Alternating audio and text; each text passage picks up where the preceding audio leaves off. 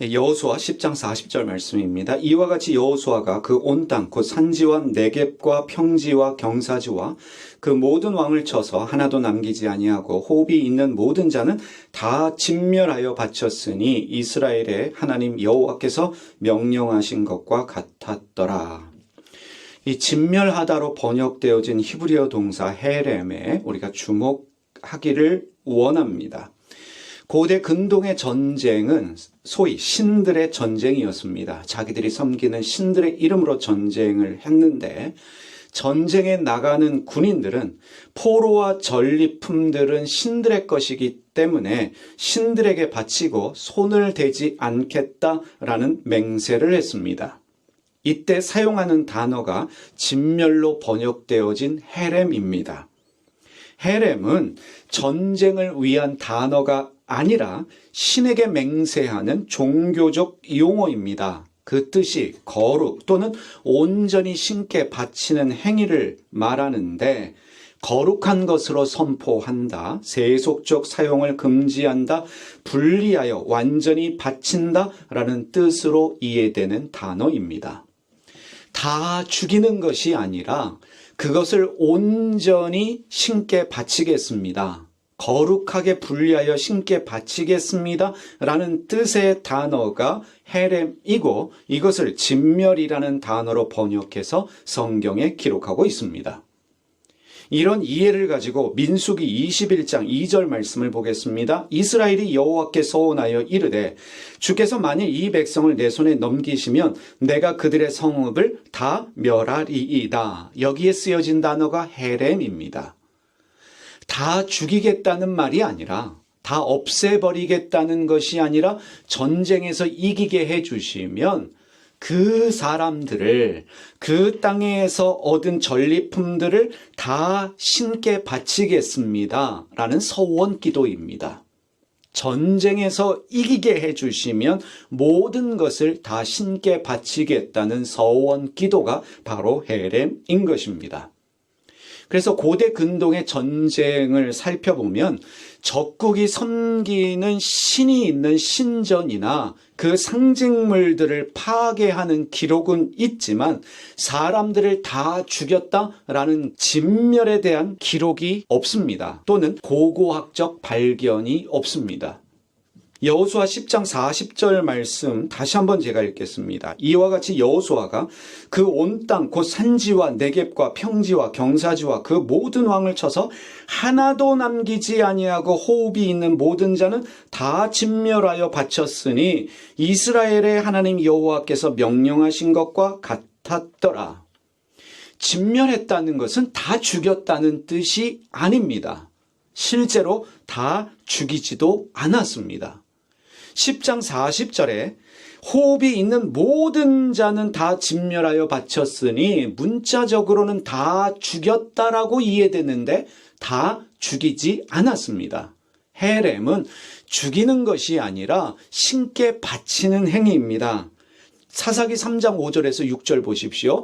분명 여호수아서에서는 호흡이 있는 모든 자는 다 진멸하여 바쳤다라고 했는데 사사기 3장 5절과 6절에 그러므로 이스라엘 자손은 가나안 족속과 헷 족속과 아모리 족속과 브리스 족속과 히이 족속과 여부스 족속 가운데서 거주하면서 그들의 딸을 맞아 아내로 삼으며 자기의 딸들을 그들의 아들에게 주고 또 그들의 신들을 섬겼더라. 다 죽였다고 하는데 다 죽이지 않았습니다. 진멸되었다라고 하는 말로 번역되어진 히브리어 동사는 죽이는 것이 아니기 때문에 그렇습니다. 역대하 8장 7절에서 9절 말씀도 보겠습니다. 이스라엘이 아닌 헷 족속과 아모리 족속과 브리스 족속과 히이 족속과 여부스 족속에 남아있는 모든 자 곧 이스라엘 자손이 다 멸하지 않았으므로 그 땅에 남아있는 그들의 자손들을 솔로몬이 역군으로 삼아 오늘에 이르렀으며 오직 이스라엘 자손은 솔로몬이 노예로 삼아 일을 시키지 아니하였으니 그들은 군사와 지휘관의 우두머리들과 그의 병거와 마병의 지휘관들이 됨이라. 다 죽이지 않았지요. 다 진멸했다라는 말은 죽인다는 뜻이 아니기 때문에 그렇습니다. 이것은 신의 것이기 때문에 우리가 취하지 않고 신께 바치겠습니다 라는 맹세 또는 서원의 기도가 헤렘입니다. 여러분, 여러 번 반복했지만 독일의 나치 정권이 유대인들을 무려 600만 명이나 학살을 했습니다. 홀로코스트를 600만 명을 학살한 사건이 홀로코스트인데 600만 명 중에 150만 명이 어린아이들이었습니다. 그래 나치 정권은 어린아이들이 노동력이 없다는 이유로 발견되는 즉시 사살하거나 산채로 화장장에 던지거나 생체 실험용으로 사용을 했습니다. 그렇게 죽은 아이들이 150만 명이고 무려 600만 명의 유대인들이 학살을 당했는데 이 일에 동조한 나치 당원의 대부분이 세례 교인들이었습니다. 나치 정권이 유대인들을 학살할 때 독일을 비롯한 유럽의 대부분 교회들이 그 일에 대하여 언급하지 않았습니다. 침묵했습니다. 유대인 랍비가 교황청에 호소문을 보냈습니다. 제발 아이들만이라도 살려주십시오. 도와주십시오. 호소했지만 교황청은 이를 무시했습니다. 이들은 유대인 학살이 하나님 뜻이라고 믿었습니다. 믿음을 지키기 위해서는 유대인들을 학살해야 된다라고 믿었습니다. 그래서 유럽의 기독교인들은, 교회들은 하나님의 뜻을 위해서, 믿음을 지키기 위해서 전쟁을 하고 사람을 죽이고 학살을 했습니다. 유대인들을 무려 600만 명이나 죽였고 심지어 장애인들, 정신병을 가진 사람들, 성소수자들마저도 수용소로 보내서 죽이려고 계획했습니다. 청교도들이 미국에 들어가서 인디언들을 학살을 했습니다. 엄청난 수의 인디언들을 죽이며 그들의 땅을 빼앗았는데 미국 땅에 있었던 원주민들, 원래 주인들은 그 이방인들을 환영했습니다. 병에 걸린 그들의 병을 치료해줬고 먹을 것이 없는 그들에게 양식을 제공하면서 손님 접대에 극진했던 사람들이 인디언들이었습니다. 하지만 청교도들은 이 땅은 하나님이 우리에게 주신 땅이다 라고 여겨서 그 땅을 차지하기 위해 인디언들을 속이며 인디언들을 집단으로 학살했습니다. 면역력이 없던 그들을 죽이기 위해서 장티푸스에 걸렸던 사람이 덮고 있던 담요를 선물해서 장티푸스에 걸리게 해서 죽였고, 저녁 식사를 초대한다라고 말하며 인디언들을 초대해서 가두어 놓고 300명을 불태워 죽이기도 했습니다. 그렇게 죽인 인디언들이 수천만 명이라고 이야기합니다. 그들의 논리는 단순했습니다. 이 땅은 하나님이 우리에게 주신 땅이다 라고 믿었기 때문에 전쟁은 당연한 일이었고, 그리고 성경에 보니까 여리고 성의 어린아이들까지 죽이라 하나님이 말씀하셨기 때문에 어린아이들 죽이는 일에 대하여 전혀 죄책감을 느끼지 않았습니다. 하나님의 뜻이다 라고 믿었고, 교회를 세워야 한다 라고 믿었고, 그래서 원주민들의 땅을 빼앗아서 자기들의 땅을 만들었고 그들의 자녀들마저도 잔인하게 죽였던 것입니다. 여러분, 성경을 문자로만 이해하고 적용하면 성경은 살인도구가 되어집니다. 세상에 제일 무서운 것이 핵폭탄이다라고 이야기하는데 핵폭탄보다 더 무서운 것이 있다면 성경을 문자 그대로 믿는 일입니다. 사실은 성경을 잘못 해석하고 성경을 잘못 이해하는 것만큼 무서운 일이 없습니다. 그것은 핵폭탄보다 더 많은 사람을 죽일 수 있는 살인도구가 된다는 사실입니다. 성경 말씀을 이해하고 적용하는 일은 그리 쉬운 일이 아닙니다. 문자 그대로 읽어서 문자 그대로 믿으면 큰일 납니다. 함의 자손은 종이 되라 라는 말씀 때문에 유럽 교회는 함의 자손을 흑인으로 이해했고, 그래서 흑인들을 노예로 삼았습니다. 흑인은 저주받은 민족이기 때문에, 인종이기 때문에 당연히 노예가 되어야 한다. 그래서 죄책감 없이 흑인들을 잡아다가 노예로 사고 팔았습니다. 교회들이 그렇게 믿었습니다. 성경을 문자로만 이해하고 믿었기 때문이고 성경을 잘못 해석했기 때문에 벌어진 일입니다. 성경에는 생리하는 여자는 부정하다라고 기록되어져 있습니다. 여자는 잠잠해야 한다. 여자는 가르쳐서는 안 된다. 남자는 여자의 머리다라는 성경의 기록 때문에 여성을 열등한 존재로 여겼습니다. 그래서 여자는 목사가 되어서는 안 된다라고 말하는 교회들이 여전히 있습니다. 성경에는 돼지고기를 먹지 말라고 되어 있습니다. 미꾸라지를 먹지 말라고 되어 있습니다. 이건 어떡할까요? 라고 할 때 많은 교회들이 음식은 괜찮다라고 말합니다. 이건 반드시 지켜야 하는데 그것은 구약의 법이기 때문에 안 지켜도 된다. 코에 걸면 코걸이로 만들고 귀에 걸면 귀걸이로 만들어 버립니다. 성경의 모든 권세에 복종하라고 되어져 있습니다. 모든 권세에 복종해야 되기 때문에 히틀러와 같은 사람, 김정과 같은 독재자에게도 복종해야 합니까? 절대로 아닙니다.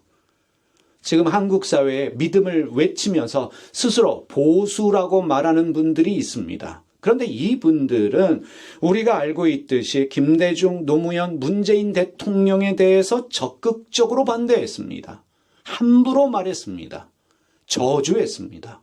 그러면서 보수 성향의 대통령, 자신들이 원하는 대통령이 되어지면 하는 말이 하나님이 허락하신 권세이기 때문에 지켜야 한다라고 말합니다. 어떤 부분에 있어서는 성경을 적용하고 어떤 부분에 있어서는 예외를 말합니다. 자기들의 이득을 위해서 성경을 인용하고 자기들이 불리할 때는 구약의 법이라고 안 지켜도 된다라고 말합니다. 여러분, 성경은 수천 년 전에 기록되어져 있습니다. 수천 년 전에 기록되어진 성경을 오늘 이 시대에 어떻게 적용하며 살 것인가에 대하여 끊임없이 고민하고 질문하고 성찰해야 합니다. 이것이 오늘 교회와 교인들의 과제입니다. 수천 년 전에 기록되어진 성경의 말씀을 오늘 이 시대에 어떻게 적용해야 할 것인가, 이 말씀을 어떻게 이해하고 해석할 것인가, 이것이 오늘 교회에게 주어진 사명이다라고 말할 수 있겠습니다. 오늘 교회들을 보면 믿으라라고 강요하는 교회들이 많이 있습니다. 믿음을 강조하고 있는, 무조건 믿으라고 말하고 있는, 질문도 하지 말고 의심도 하지 말고 믿으라고 말하며 믿음을 강요하는 교회들이 많이 있는 현실 가운데 고민하고 질문하고 성찰하는 교회가 절대적으로 필요합니다. 지난 주간에 미국에서 아주 보수적 성향의 교단의 목사님이, 신학교 교수님 되시는 분이 저희 교회를 방문하셨습니다. 그러면서 이분이 조심스럽게 하시는 말씀이, 우리는 목사님을 적극적으로 지지합니다. 목사님 말씀이 다 옳고 하시는 말씀이 어려운 말씀이지만 필요한 말씀입니다. 우리는 그렇게 못합니다. 왜? 말 한마디 잘못했다가 교단에서 징계받을 수 있기 때문에, 목사가 면직될 수 있기 때문에 우리는 그렇게 나대지 못합니다. 10월 27일에 있었던 광장 기도회에 수많은 사람들이 잘못됐다라는 생각을 가지고 있지만 위에서 시키니까 어쩔 수 없이 나가야 하고 나가서 기도할 수밖에 없었다라고 고백을 합니다. 저희 교회 주보 앞면을 보고 이런 말을 합니다. 유튜브를 통해서 고민하고 질문하고 성찰하는 교회다라는 타이틀을 보면서 하시는 말씀이, 이런 표어를 가진 교회가 없습니다. 부흥하자, 성도를 몇 명 만들자, 이러한 표들은 있어도 성도들에게 고민하자, 질문하자, 성찰하자라고 말하는 교회를 보지를 못했습니다. 그러면서 하시는 말씀이 이런 교회가 있어야 한국 교회가 바뀝니다. 그래서 제가 했던 말이 힘듭니다. 그랬더니 그 목사님 하시는 말씀이 기도하겠습니다. 끝까지 버텨주십시오. 이런 교회가 있어야 한국 교회가 바뀝니다. 그분의 말씀을 주님께서 주시는 격려의 말씀으로 받고 힘들고 어렵지만 고민하고 질문하며 성찰하는 교회로 이 교회가 만들어져야겠구나. 그 일에 우리가 쓰임받는다면 그 일이 영광스러운 일이구나. 다시 한번 다짐하고 결정하는 시간이었습니다. 여러분, 문자 그대로 믿지 마십시오. 고민하고 질문하며 성찰하면서 이 말씀을 어떻게 우리 삶에 적용할 것인가, 우리는 끊임없이 우리 자신을 되돌아보아야 합니다. 여호수아 10장 12절 말씀을 보겠습니다. 여호와께서 아모리 사람을 이스라엘 자손에게 넘겨주시던 날에 여호수아가 여호와께 아뢰되 이스라엘의 목전에서 이르되 태양아, 너는 기브온 위에 머무르라. 달아, 너도 아일론 골짜기에서 그리할지어다 하매. 이걸 문자 그대로 믿는 분들이 있습니다. 태양이 멈추고 달이 멈추었다. 여러분, 태양이 멈추고 달이 멈추었다면 지구가 어떻게 되었겠습니까?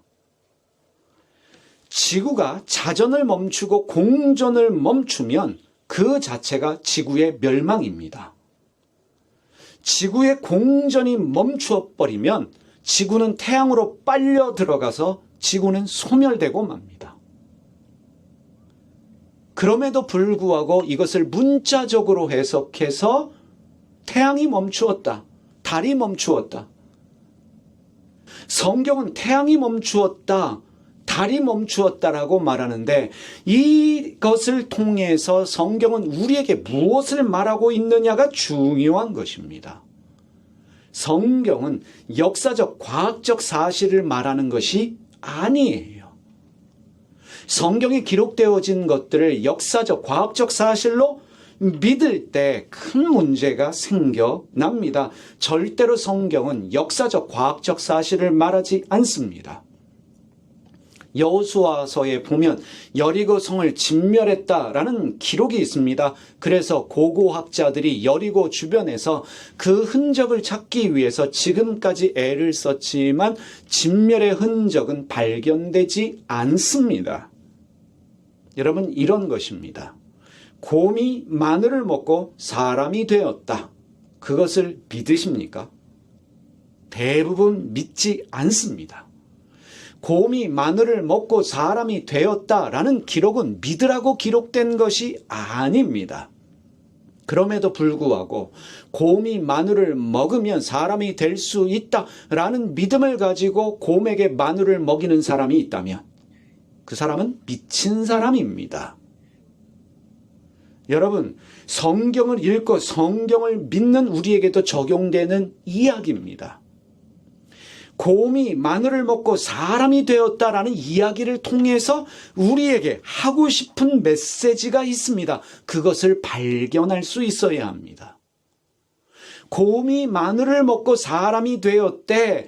그것이 중요한 게 아니라 그것을 통해서 지금 우리에게 무엇을 말하려고 하는가, 이것을 깨달아 아는 일이 중요합니다. 다시 말하면 성경은 기록된 문자가 전부가 아니에요. 하나님의 뜻은요, 문자에 있지 아니하고 문자 뒤편에 숨겨져 있습니다. 문자를 통해서는 하나님의 뜻이 보이질 않아요. 하나님의 뜻은 문자 뒤에 숨겨져 있습니다. 문자 뒤에 하나님의 음성이 숨겨져 있어요. 하나님의 뜻은, 하나님의 음성은 문자 뒤에 숨겨져 있기 때문에 우리는 하나님의 뜻을 찾아서 하나님의 음성을 듣기 위해서 숨바꼭질을 해야 됩니다. 그 숨바꼭질이 바로 고민이고 질문이고 성찰입니다. 고민과 질문과 성찰을 통해서 하나님의 뜻을 조금 발견하는 것이고 희미하게나마 하나님의 음성을 듣게 되는 것입니다. 여러분, 이런 질문 드려보겠습니다. 사람이 먼저 창조되었을까요? 동물이 먼저 창조되었을까요? 이 질문을 드리면 대부분의 사람들이 동물이 먼저 창조되었습니다 라는 답을 합니다. 창세기 1장만 읽었기 때문에 그렇습니다. 창세기 2장에는 사람이 먼저 창조되고 후에 동물이 창조된 것으로 기록되어져 있습니다. 창세기 2장 19절 보십시오. 여호와 하나님이 흙으로 각종 들짐승과 공중의 각종 새를 지으시고 아담이 무엇이라고 부르나 보시려고 그것들을 그에게로 이끌어 가시니 아담이 각 생물을 부르는 것이 곧 그 이름이 되었더라. 아담이 먼저 창조되어지고 동물이 나중에 후에 창조되었다라는 것이 창세기 2장의 기록입니다. 창세기 1장에는 동물이 먼저 창조되었는데 2장에는 사람이 먼저 창조되어졌다라고 기록되어져 있습니다. 왜 1장과 2장이 다른가? 이 다름을 통해서 성경이 우리에게 말씀하시는 것이 있습니다. 오류같이 보여요. 오류같이 보이는 이 일을 통해서 성경이 우리에게 깨닫게 하는 것이 있습니다. 그것을 발견하는 것이 중요합니다. 전능한 창조주 하나님이 사람을 만드시고 사람이 홀로 있는 것이 좋지 않다고 여기셔서 여자를 만드셨습니다. 왜 하나님은 처음부터 그것을 모르셨을까? 전능한 창조주가 혼자 있는 것이 좋지 않아 왜 처음부터 깨닫지를 못하시고 알지 못하시고 홀로 만들어 놓으시고 나중에서야 소위 애프터 서비스를 하셨을까? 보완을 하셨을까? 질문이 나올 수밖에 없습니다. 그지요? 전능하신 창조주 하나님이 여자가 뱀의 유혹을 받을 것을 모르셨을까요? 아셨습니다. 사람이 하나님의 말씀을 믿지 못해서 불순종해서 선악과를 먹는다. 알았을까요? 몰랐을까요? 알았지요. 그럼에도 불구하고 막지를 않으셨습니다. 애가 잘못되는 걸 목격하는 부모님은 가만히 있지를 못합니다. 나쁜 놈의 유혹을 받고 있다면 그것을 보는 부모님이라면 즉시 개입해서 관계를 갈라놓을 거예요. 떼어놓을 거예요. 잘못된 일을 하려고 하는 자녀의 모습이 보이면 부모는 즉시로 개입해서 못하게 할 것입니다. 근데 하나님은, 전지전능한 하나님은 아시고 계심에도 불구하고 막아주지 않으셨다는 사실이에요. 왜 막지 않으셨을까? 질문할 수밖에 없지요. 그러면 참 재미난 게 뭐냐면 사람들은 하나님을 대신해서 변명을 합니다. 하나님이 막지 않으셨던 이유를 변명을 해요. 시작부터가 잘못됐어요. 여러분, 신앙은 신이 인간을 대변하는 것이지 인간이 신을 대변하는 게 아니에요. 근데 지금 우리의 신앙생활이 어떠하냐면 우리가 나서서 신을 변론하고 있습니다. 신을 보호하고 있어요. 신의 입장에서 이야기를 하려고 합니다. 알지도 못하면서. 그러면서 하는 말이 왜 하나님이 막지 않으셨느냐? 하나님이 인간에게 자유의지를 주셨기 때문이다. 인간에게 자유의지를 주셨기 때문에 자유의지를 가진 우리는 우리 행동에 책임을 져야 한다라는 말을 합니다. 동의가 되면서도 결국에 자유의지를 주신 분이 누구예요? 하나님이에요. 아무리 부모가 우리에게 자율권을 주어도 개입할 때는 개입합니다. 잘못되어질 경우에는 적극적으로 막아섭니다. 지금 이 일은 인류의 역사가 결정되어지는 문제입니다. 그런데 개입을 하지 않으셨어요. 우리의 질문이지요. 한 번 잘못했는데 그 한 번의 잘못을 절대로 용서하지 않는 이런 표현 좀 쓰겠습니다. 밴댕이 소갈딱지 같은 마음을 가진 신이에요. 그지요? 3, 4번이잖아요. 한 번 잘못했다고 온 인류를 저주해 버리는 신의 모습이 그려져 있습니다. 이것을 통해서 성경은 우리에게 무엇을 깨닫게 하나, 이것이 우리에게 중요합니다. 성경은요, 상징이에요. 성경의 이야기들은 상징입니다. 진멸했다, 다 죽이는 게 아니에요. 이것은 하나님의 것이기 때문에 우리가 손대지 않고 하나님께 드리겠사오니 우리를 전쟁에서 이기게 해 주십시오 라는 맹세가 하렘이고, 그것을 진멸로 번역을 했는데, 그것을 문자로 믿은 사람들이 하나님은 진멸하시는 하나님으로 이해를 해서 유대인들 600만 명을 죽이면서도 죄책감을 느끼지 않았고, 남의 땅에 들어가 남의 땅을 빼앗으며 그 땅의 사람들을 죽일 때에도 죄책감을 느끼지 않았습니다. 성경을 문자로만 믿었기 때문입니다. 성경은 상징이기 때문에 무엇을 상징하고 의미하는지, 이 이야기가 우리에게 무엇을 말하고 있는지 끊임없이 고민하고 질문하며 성찰해야 합니다. 왜냐하면 상징에는 100만 가지의 뜻이 있기 때문에 그렇습니다. 한두 가지가 아니라 100만 가지 이상의 상징과 의미를 가지고 있기 때문에 성경을 읽는 우리는 끊임없이 고민하며 질문하며 성찰할 수 있어야 합니다. 성경은 우리에게 정보를 주기 위한 목적으로 하나님이 우리에게 주신 책이 아닙니다. 달이 멈추었어, 해가 멈추었어, 이것을 우리에게 알려주기 위해서 쓰여진 책이 아니라 우리에게 고민하고 질문을 하게 함으로 말미암아 성찰하기 위해서 그러한 목적을 가지고 우리에게 주신 책입니다. 성찰을 통해 깨달음을 얻으라고, 변화되어지라고 우리에게 주신 책입니다. 다시 한번 말씀드립니다. 성경은 인포메이션, 정보가 목적이 아닙니다. 고민하라는 거예요. 질문하라는 거예요. 그 고민과 질문을 통해서 성찰하면서 깨달음을 얻어라. 그 깨달음을 통해서 네 생각과 말과 행위에 변화가 일어나야 한다. 그 목적으로 우리에게 주신 책이 성경이라는 것입니다. 그럼에도 불구하고 오직 쓰여진 대로 믿어라, 의심하지 말고 믿어라, 오직 믿음만을 외친다면 사실 고민할 일 없어요. 우리가 신앙에 대해서, 성경에 대해서 고민하면 하는 말이 있어요. 고민하지 마, 그냥 믿어. 일단 믿어. 의심하지 말고 믿어. 질문을 하면 뭐라고 합니까? 너 사탄 들렸어.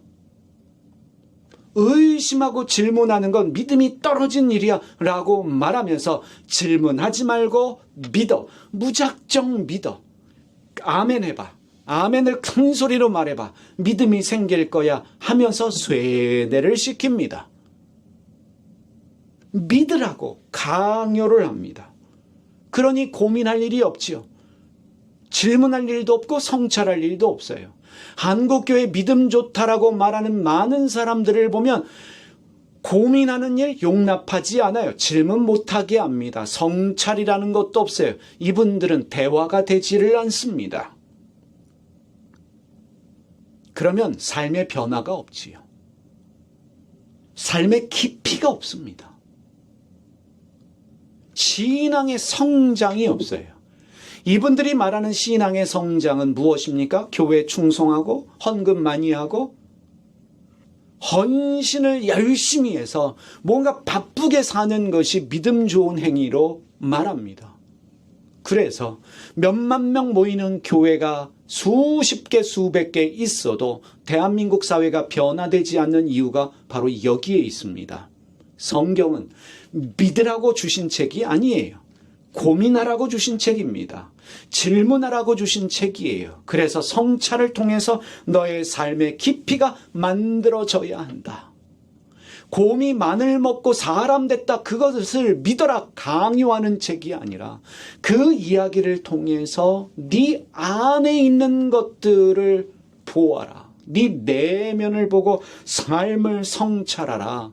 그것이 성경이 가진 목적입니다. 무조건 믿으면, 문자 그대로 믿으면 죄책감 없이 신의 이름으로 얼마든지 사람 죽일 수 있는 미친 사람이 될 수도 있어요. 이미 말씀드렸습니다. 유대인들 600만 명을 학살한 사람들은 대부분 세례교인들이었어요. 인디언들을 학살하면서 남의 땅 뺏은 사람들은 믿음 좋다라고 말하는 청교도들이었습니다. 그 사람들이 만들어 놓은 추수감사절을 한국교회가 지키는 것을 보면 참으로 어이가 없습니다. 이것이 잘못됐다라고 말하면서 바꿉시다라고 말하는 목회자가 별로 없다는 것이 오늘 우리의 현실입니다. 교인들은 가르쳐주는 대로 믿지요. 배운 대로 살려고 합니다. 교회는 끊임없이 가르쳐야 하고 제대로 된 가르침을 위해서 제대로 공부하고 연구를 해야 합니다. 성경을 가지고 노예 제도를 찬송하고 성경을 가지고 여성과 가난한 사람들, 장애인들, 성소수자들을 차별하는 것. 문제는 어디에 있습니까? 성경이 잘못된 것이 아니라 성경을 잘못 가르쳤기 때문에, 잘못 배웠기 때문에 생겨난 일들이라는 것입니다. 문자 그대로만 믿게 하면, 여러분 다시 한번 말씀드리지만 성경이 사람 죽이는 살인 도구가 된다는 것이에요. 하나님이 세상을 창조하셨습니다. 그러면 창조론을 믿는 사람이라면 당연히 환경을 보호해야 합니다. 하나님이 만드셔서 우리에게 주신 이 세상을 잘 보존하자 환경 보호를 해야 되는데, 창조론을 믿으면서 하나님이 태초에 천지를 창조하셨다는 사실을 믿으면서도 환경 파괴에 앞장서는 경우들이 있습니다. 앞뒤가 맞지 않는 거예요. 하나님을 믿으면서도 환경을 보호하지 않습니다. 대표적인 나라가 미국입니다. 미국은 온실가스 감축을 반대합니다. 왜냐하면 환경보다 더 중요한 것이 돈이기 때문에 그렇습니다. 한국 사람들, 미국 사람들만큼 하나님만이 말하는 나라도 없어요. 하나님을 말하고 성경을 말하고 믿음을 말하면서도 환경보다 돈을 더 중요하게 여깁니다. 쉽게 말하면 하나님을 믿는다라고 말하면서 하나님 뜻대로 살지를 않아요. 여러분, 노르웨이는요, 환경을 보호하기 위해서 최선을 다하는 나라입니다. 환경을 보호하기 위해서 기존에 3차로였던 고속도로를 2차로로 줄여서 인도와 자전거 도로를 더 확충을 했습니다. 고속도로를 줄여서 자전거 도로를 만들고 인도를 만들었습니다. 그래서 노르웨이 수도가 오슬로인데, 오슬로는 자동차보다 자전거가 더 많은 나라입니다. 환경 보호를 위해서 정치인들을 비롯한 많은 사람들이 자전거와 대중교통을 이용합니다. 자동차 없는 도시 건설을 추진하면서 주차 공간을 없애고 대신 공원을 많이 만듭니다. 내년이지요. 2025년부터는 내연기관차 판매를 전면 금지합니다. 휘발유, 경유 자동차가 없어진다는 이야기예요. 도시 건설 현장에서 배출되는 각종 오염 물질의 배출 수치를 제로로 만들기 위해서 법을 바꾸고 내년부터 그 법을 시행하면서 모든 건설 공사장에서 공장에서 배출되는 오염 물질이 0%가 되는 나라를 추구합니다. 여러분, 미국이 있고 노르웨이가 있습니다. 누가 더 성경적으로 하나님 뜻대로 살아간다라고 말할 수 있겠습니까? 여러분, 노르웨이 사람들은 성경 믿은 하나님을 웬만하면 말하지 않습니다. 그럼에도 불구하고 하나님의 말씀이 이미 삶으로 스며들어서 끊임없는 고민과 질문과 성찰을 통해서 하나님 말씀이 실천되는 나라예요. 이런 거예요. 입만 열면 성경 이야기하고 입만 열면 찬송을 부르는데 사는 걸 보면 의리도 없고 예의도 없고 그런 사람들 많아요. 그런데 어떤 사람은 하나님 얘기도 하지 않아요. 찬송도 안 불러요. 그럼에도 불구하고 그 사람을 보면 법 없이도 살 사람이다. 친절하고 예의 있고 의리 있는 사람이 있습니다. 어떤 사람이 되어야 되겠습니까? 나의 믿음을 보여주기 위해서 광장에 수십만 수백만이 모여서 기도하는 게 중요하겠습니까? 아니요. 홀로 골방에 들어가는 일이 우리에게는 필요합니다. 무조건 믿는 것이 아니라 이 말씀이 어떤 의미일까? 오늘 나는 이 말씀을 어떻게 적용하며 살아야 할까? 고민하고 질문하며 성찰해야 합니다. 어디서요? 골방에서요. 그래서 교인들이 성경을 가지고 제대로 고민하고 질문하며 성찰할 수 있도록 교회는 끊임없이 공부하고 연구해야 하는데 어떻게 해야겠습니까? 제대로 된 공부와 연구가 있어야 된다는 것입니다. 이 단어가 가진 뜻이 무엇이냐? 이 번역이 옳은 번역이냐? 왜 이 말이 여기에 쓰였을까? 왜 다 진멸하라고 했을까? 그 질문을 가지니까, 그 고민을 가지니까 결국 헤렘이라는 단어가 죽이라는 것이 아니었구나. 그것이 눈에 보이고 알게 되어지고 실제로 성경을 보니까 다 죽이지 않았어요. 전쟁하면서 다 진멸한 것이 아니라 남아있는 자들이 있었고, 그래서 그들과 더불어 함께 살아가는 모습을 보게 됩니다. 헤렘, 진멸하라는 것은 그들이 하나님께 도움을 청하면서 전쟁에 이기게 해주시면 다 갖다 바치겠습니다. 서원 기도였구나. 그것을 잘못 이해하고 잘못 가르쳤기 때문에 지금까지 인류의 수많은 비극의 역사가 벌어진 것입니다.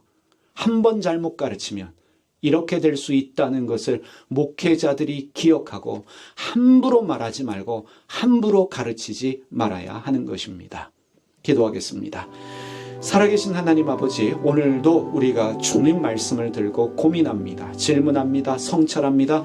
그 주님의 말씀이 우리 안에 깊이 깨달아 알아질 뿐만 아니라 오늘 이 말씀을 가지고 어떻게 살아야 할지 우리가 알게 하여 주시옵소서. 하나님을 말하고 믿음을 말하기보다는 광장에서 소리쳐 기도하기보다는 골방에 들어가 성경을 끌어안고 문자 뒤에 숨겨진 하나님과 숨바꼭질하면서 하나님의 뜻을 발견하기 위하여 애를 쓸 수 있는 저와 저희 교우들 다 되게 하여 주시옵소서. 예수님의 이름으로 기도드립니다.